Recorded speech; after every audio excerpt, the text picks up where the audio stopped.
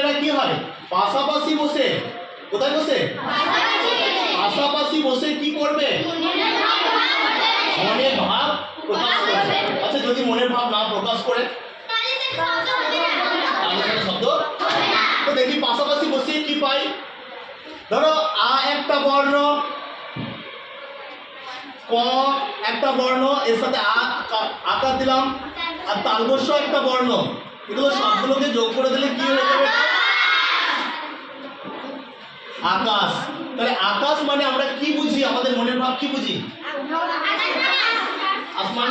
আমাদের মাথার উপরে যে ছাদ রয়েছে নীল আকাশ, নীল রঙের, সেটাকে কি বলা হয় নীল শূন্য স্থানটা হচ্ছে আকাশ। তাহলে দেখো কতগুলি বর্ণ, এটা একটা বর্ণ, এটা একটা বর্ণ, এটা একটা বর্ণ, পাশাপাশি বসে কি তৈরি হয়েছে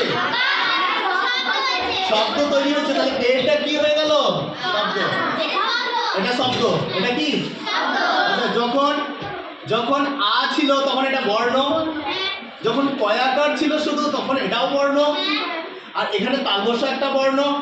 তাহলে এই শব্দটা কটা বর্ণ নিয়ে তৈরি হয়েছে। আচ্ছা আরেকটা দেখি, ধরো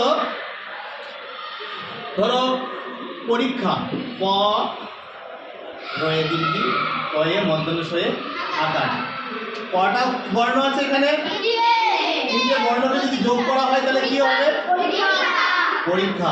তাহলে শব্দ কাকে বলে যে কতগুলি বর্ণ বলো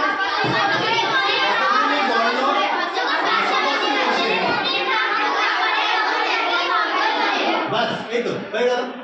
এই শব্দ অনেক বড়ও হতে পারে, অনেকগুলো বর্ণ নিয়ে হতে পারে, আবার দুটো একটা বর্ণ নিয়েও। তাহলে এক বা একাধিক বর্ণ পাশাপাশি বসে যখন মনের ভাব প্রকাশ করে তখন তাকে কি বলে আজকে কি শিখলাম শব্দ। আচ্ছা শব্দের পরের স্তর কি আছে,